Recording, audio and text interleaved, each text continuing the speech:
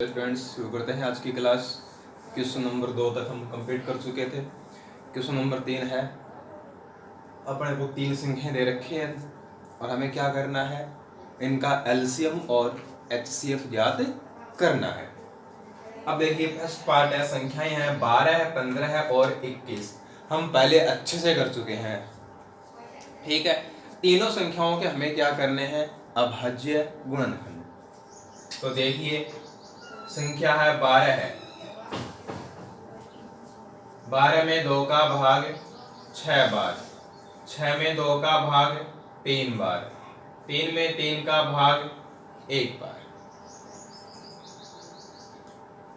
15, 15 में 3 का भाग 5 बार, 5 में 5 का भाग 1 बार। 21, 21 में 3 का भाग 7 बार और 7 में 7 का भाग 1 बार। यानी 12 को हम लिखेंगे 2 की घात 2 गुणा 3, 15 को हम लिखेंगे 3 गुणा 5, 21 को हम लिखेंगे 3 गुणा 7। अब देखिए, हमें बताना है एचसीएफ और एलसीएम। एचसीएफ में क्या करते हैं, जो कॉमन है उसी को लेते हैं। तो देखिए, कॉमन क्या है इन तीनों में, ऐसी संख्या, ऐसे अभाज्य गुणनखंड जो इन तीनों में आया हो, 3 है। 3 यहाँ भी 1 बार है, यहाँ भी 1 बार है, यहाँ भी 1 बार है। तो कितनी बार लिया जाएगा, 1 बार लिया जाएगा। बाकी ऐसी कोई संख्या है नहीं जो तीनों में हो, कॉमन हो। तो इसका मतलब जो एचसीएफ है वो कितना हो गया, 3 हो गया। एलसीएम, इसमें तो सबको लेते हैं और अधिकतम बार लेते हैं। 2 2 बार लेंगे, 3 1 बार, 5 1 बार, 7 1 बार। अब इनको गुणा कर लेते हैं। 2 की घात 2 यानी 4, 4 3 से गुणा होगा, 4 3 12, 12 5 से गुणा होगा, 12 पंजो 60, 60 7 से गुणा होगा, 7 छिक्कर 42, 420। तो इस प्रकार से एचसीएफ तो क्या हो गया, 3 हो गया और एलसीएम क्या हो गया, 420 हो गया। देखिए इसका थर्ड पार्ट में संख्याएं हैं 17 है, 23 और 29। तो देखो, यहाँ जो 3 संख्याएं दी हुई हैं वो तीनों की तीनों कैसी हैं, अभाज्य संख्याएं हैं। 17 23 29 तीनों ही कैसी हैं, अभाज्य संख्या है। जब ये खुद अभाज्य संख्या है तो इसके गुणनखंड संभव नहीं है। जब इसके गुणनखंड संभव नहीं है तो हम एलसीएम और एचसीएफ कैसे ज्ञात करेंगे। तो चाहे कितनी भी अभाज्य संख्याएं हों, उनका एचसीएफ हमेशा क्या होता है, 1 होता है। 1 कैसे होता है, देखो हम ऐसा कर सकते हैं, 17 को लिखें 17 गुणा 1, 23 को लिखेंगे 23 गुणा 1, 29 को लिखेंगे 29 गुणा 1। तो तीनों में कॉमन क्या है, 1 ही तो है। इसको हम ऐसे समझ सकते हैं। तो एचसीएफ, अभाज्य संख्याएं हमें कितनी भी दे रखी हो, तो इस बात को आपको याद रखना है कि अभाज्य संख्याओं का एचसीएफ महत्तम समापवर्तक 1 होता है। क्वेश्चन ऐसे भी पूछा जा सकता है कि अभाज्य संख्याओं का एचसीएफ होता है, तो अपना आंसर वो हमेशा क्या आएगा, 1 आएगा। चाहे कितनी भी अभाज्य संख्या दे दे, 2 दे दे, 3 दे दे, 4 दे दे, ठीक है। अब बात करेंगे एलसीएम की। तो एलसीएम हमेशा क्या होता है, इनका गुणनफल होता है। जितनी भी संख्याएं दे रखी हैं उन सबको क्या कर देना है, गुणा कर देना है। क्या मिलेगा, एलसीएम। 17 गुणा 23 गुणा 29। 17 को 23 से गुणा करें तो देखो 17 3 51 हासिल 5, 17 दूनी 34, 34 और 5 39 गुणा में 29। अब क्या करना है, 391 को किससे गुणा करना है, 29 से गुणा करना है। तो ये आ जाएगा 11,339। तो इस प्रकार से इसका क्या हो जाएगा, एलसीएम और एचसीएफ हो जाएगा। अब है इसका पांचवा भाग। पांचवें भाग में संख्याएं हैं 40, 36 और 126। बस सेम पैटर्न है। करो इनकी अभाज्य गुणनखंड। 40, 2 का भाग 20, 2 का भाग 10, 2 का भाग 5, 5 का भाग 1। 36, 2 का भाग 18, 2 का भाग 9, 3 का भाग 3, 3 का भाग 1। 126, 2 का भाग 2 छिक 12 और 2 तिये 6, 63। 3 का भाग 21, 63। 3 का भाग 7, 7 का भाग 1। तो 40 क्या लिखा जाएगा, 2 की घात 3 गुणा 5। 36 क्या लिखा जाएगा, 2 की घात 2 गुणा 3 की घात 2। 126 क्या लिखा जाएगा, 2 गुणा 3 की घात 2 गुणा 7।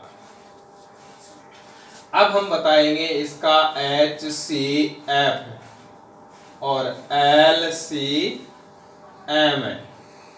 तो HCF में क्या करना है, कॉमन है उसको लेना है। 2 तीनों में आ रहा है तो 2 को लेंगे। कितनी बार लेंगे, न्यूनतम घात के साथ। इसमें 1 बार, इसमें 2 बार, इसमें 3 बार आया है, तो कितनी बार लेंगे, 1 बार लेंगे। उसके बाद ऐसी कोई संख्या नहीं है जो तीनों में हो, तो इसका मतलब ये हो गया फिर तो कि HCF है वो कितना हो जाएगा, 2 हो जाएगा। एलसीएम अधिकतम बार लेंगे, चाहे कॉमन हो चाहे ना हो। तो 2 कितनी बार, 3 बार। 3 2 बार, 5 1 बार, 7 1 बार। 2 की घात 3 8, 3 की घात 2 9 गुणा 7 जो 35। 8 गुणा 35 में 315। 8 पंजे 40, हासिल 4। 8 एकम 8, 4 12, हासिल 1। 8 तिये 24 और 1 25। तो इस प्रकार से इसका जो HCF है वो तो हो गया 2 और जो LCM है वो हो गया 2520। तो इस प्रकार से हमें क्या करना है, क्वेश्चन नंबर 3 को करना है। तो जो शेष भाग हैं वो इस प्रकार से हो जाएंगे, ठीक है। अब देखिए क्वेश्चन नंबर 4। क्वेश्चन नंबर 4 में क्या है कि कोई एक खेल का मैदान है, ठीक है, और उस खेल के मैदान के चारों ओर 2 व्यक्ति हैं वो चक्कर लगाते हैं। एक तो दे दिया रमन और एक दे दिया अनुप्रिया, ठीक है, नाम कुछ भी हो सकते हैं, उससे कर लेना अपने को। अब ये दोनों व्यक्ति उस मैदान का चक्कर लगाते हैं। तो रमन है वो तो एक चक्कर पूरा करने में 18 मिनट का समय लेता है, और जो अनुप्रिया है वो एक चक्कर पूरा करने में 12 मिनट का समय लेती है। तो हमें बताना है कि ये दोनों एक साथ दौड़ना शुरू करते हैं। तो ये जिस पॉइंट से, जिस स्थान से एक साथ दौड़ना शुरू करते हैं, पुनः उसी स्थान पर ये कितने समय बाद मिलेंगे। देखिए इसको हम ऐसे समझते हैं, ये क्या हो गया, खेल का मैदान हो गया। अब मान लो कि दोनों व्यक्ति हैं वो यहां से दौड़ना शुरू करते हैं, ठीक है, दोनों व्यक्ति इस पॉइंट से दौड़ना शुरू करते हैं। अब रमन है वो तो क्या करेगा, 18 मिनट में एक चक्कर पूरा करेगा, और अनुप्रिया है वो 12 मिनट में एक चक्कर पूरा करेगी। तो देखो सीधी सी बात है, एक है वो तो तेज भागेगा और एक है वो धीरे धीरे चलेगा। तो जो धीरे धीरे चलेगा उसको तो तेज भागने वाला व्यक्ति होगा वो क्रॉस करेगा बार बार, ठीक है। तो यहां क्रॉस कर सकता है, यहां क्रॉस कर सकता है, यहां क्रॉस कर सकता है। हमें इन बातों से मतलब नहीं है, हमें तो क्या बताना है, इस स्थान पे दोनों एक साथ कब मिलेंगे, जहां से दौड़ना उन्होंने शुरू किया है। अब देखो 18 मिनट में रमन ने एक चक्कर पूरा किया, यानी 18 मिनट बाद रमन फिर से यहां आ गया ना, और अनुप्रिया है वो 12 मिनट के बाद यहां जाएगी। फिर दोबारा से दूसरा चक्कर पूरा करेगा रमन, 36 मिनट में यहां आ जाएगा। अनुप्रिया है वो एक चक्कर और पूरा कर लेगी, तो 12 12 24, एक चक्कर और पूरा करेगी, 12 3 36, यानी 36 मिनट में रमन तो 2 चक्कर पूरे कर देगा और अनुप्रिया है वो 3 चक्कर पूरे कर देगी। जब 2 चक्कर 3 चक्कर पूरे होंगे तो दोनों व्यक्ति क्या होंगे, इसी स्थान पर होंगे। तो अपना आंसर क्या हो जाएगा, 36 हो जाएगा। अब ये 36 आएगा कैसे, ऐसे थोड़ी देखेंगे इसको, ठीक है। तो हमें जब इस प्रकार का क्वेश्चन दिया गया है तो उसमें हमें हमेशा किसका मान ज्ञात करना होता है, एलसीएम का मान ज्ञात करना होता है। 3-4 घंटियां दे देगा कि 1 घंटी है वो इतने समय बाद बजती है, 1 घंटी इतने समय बाद बजती है, वे पुनः है इतने बजे एक साथ बजना शुरू होती हैं, तो बताइए कि कितने समय बाद वे पुनः है एक साथ बजेंगी। लैंग्वेज चेंज है, क्वेश्चन यही होता है, ठीक है। तो इस प्रकार के क्वेश्चन में हमें क्या करना है, एलसीएम ज्ञात करना है। एलसीएम ही क्यों ज्ञात करना है, हमने एचसीएफ ज्ञात नहीं किया। तो देखो हमने इसको समझा है, तो अपना आंसर है वो कितना आ रहा है, 36 आ रहा है। अब जो 36 मिनट का जो समय है वो इनसे ज्यादा है कि कम है, ज्यादा है, तो एलसीएम ज्यादा होता है कि एचसीएफ ज्यादा होता है, एलसीएम ज्यादा होता है। तो हमें क्या करना है, 18 और 12 इन दोनों का क्या करना है, एलसीएम ज्ञात करना है। अब देखो इसको हम रफली समझे, 18 को 2 का भाग 9, 3 का भाग 3, 3 का भाग 1, 12 में 2 का भाग 6, 2 का भाग 3, 3 का भाग 1, 2 कितनी बार लिया जाएगा, 2 बार, तो 2 की घात 2 गुणा 3 कितनी बार लिया जाएगा, 2 बार, 3 की घात 2, तो 4 गुणा 9, यानी एलसीएम अब कितना हो गया, 36 हो गया। ये काम अपना यहाँ दिखाना कोई जरूरी नहीं है, इसको हम रफली करके देख सकते हैं, और यहाँ शो करेंगे तो भी कोई दिक्कत वाली बात तो है नहीं, इतना काम हमें इसमें करना होता है। अब देखिए यहाँ ये मिनट में है तो यहाँ भी क्या लगा देंगे, मिनट लगा देंगे। तो दोनों व्यक्ति हैं वो पुनः उसी स्थान पर कितने समय बाद मिलेंगे, 36 मिनट बाद मिलेंगे। तो ये था अपना क्वेश्चन नंबर 4। अब देखिए क्वेश्चन नंबर है 5। एक संगोष्ठी है, कोई मीटिंग है, और उस मीटिंग में क्या है कि हिंदी विषय के तो 60 प्रतिभागी हैं, गणित विषय के 84 प्रतिभागी हैं और अंग्रेजी विषय के 108 प्रतिभागी हैं, यानी इतने इतने व्यक्ति हैं वो उस मीटिंग में क्या है, भाग लेंगे। अब इसमें क्या है कि ये जो प्रतिभागी हैं इनको क्या करना है, कमरों में बैठाना है, और ऐसा नहीं है कि किसी कमरे में 10 बैठा दिए, किसी में 12 बैठा दिए। जो प्रत्येक कमरा है उसमें प्रतिभागियों की संख्या कैसी होनी चाहिए, समान होनी चाहिए। यानी एक में 10 हैं तो सभी में क्या होंगे, 10-10 होंगे, एक में 12 है तो सभी में क्या होंगे, 12-12 होंगे। तो हमें बताना है कि हमें जितने कमरों की आवश्यकता पड़ेगी उनकी न्यूनतम संख्या कितनी है, ठीक है। क्वेश्चन है, एक संगोष्ठी में हिंदी, अंग्रेजी और गणित में भाग लेने वाले प्रतिभागियों की संख्या क्रमशः 60, 84 तथा 108 है। प्रत्येक कमरे में बराबर संख्या में एक ही विषय के प्रतिभागी बैठाए जाते हैं, तो आवश्यक कमरों की न्यूनतम संख्या ज्ञात कीजिए। तो देखो पुनः उसी स्थान पर मिलेंगे, छोटी से छोटी या न्यूनतम संख्या, इस प्रकार के जो क्वेश्चन होते हैं उसमें हम क्या करते हैं, एलसीएम ज्ञात करते हैं।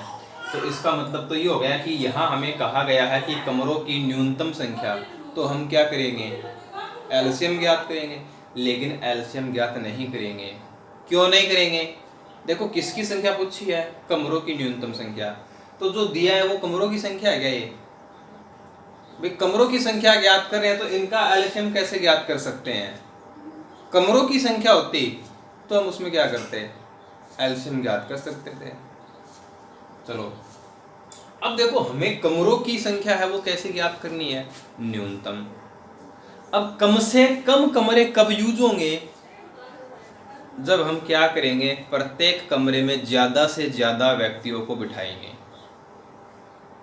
यदि हम कमरों में ज्यादा से ज्यादा व्यक्तियों को बिठाएंगे तो सीधी सी बात है, तो हम समझ सकते हैं आसानी से, पता ही हमें कि कमरे हैं वो ठसाठस भर देंगे तो क्या होगा, कम से कम कमरों की आवश्यकता पड़ेगी। तो इसका मतलब तो ये हो गया कि प्रत्येक कमरे में हम क्या करेंगे, ज़्यादा से ज़्यादा प्रतिभागी बैठाएंगे। अब ज़्यादा से ज़्यादा, अधिकतम, बड़ी से बड़ी, जब ये अपने को शब्द मिलते हैं तो हम HCF याद करते हैं। अब देखो प्रत्येक कमरे में ज़्यादा से ज़्यादा व्यक्ति, यानी व्यक्तियों की संख्या है वो ज़्यादा से ज़्यादा लेनी है, और ये भी क्या है, व्यक्तियों की संख्या। तो इसका क्या हो जाएगा, HCF। प्रत्येक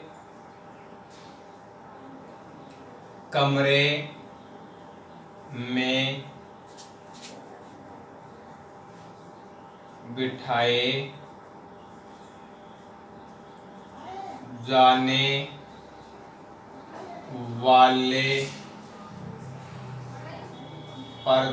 प्रतिभागी क्या होंगे, HCF 60, 84, 108।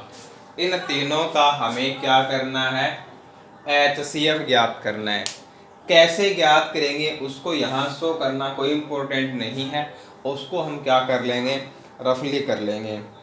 तो इनका जो HCF आएगा वो आएगा 12 है।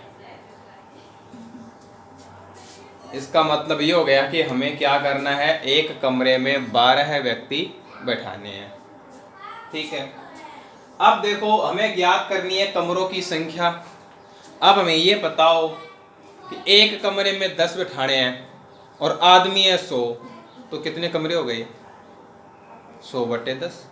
यानी व्यक्तियों की कुल संख्या में एक कमरे में बिठाए जाने वाले व्यक्तियों की संख्या का भाग लगा देंगे। तो कमरों की न्यूनतम संख्या, कमरों की न्यूनतम संख्या क्या हो जाएगी, कुल प्रतिभागी बट्टे एक कमरे में प्रतिभागियों की संख्या।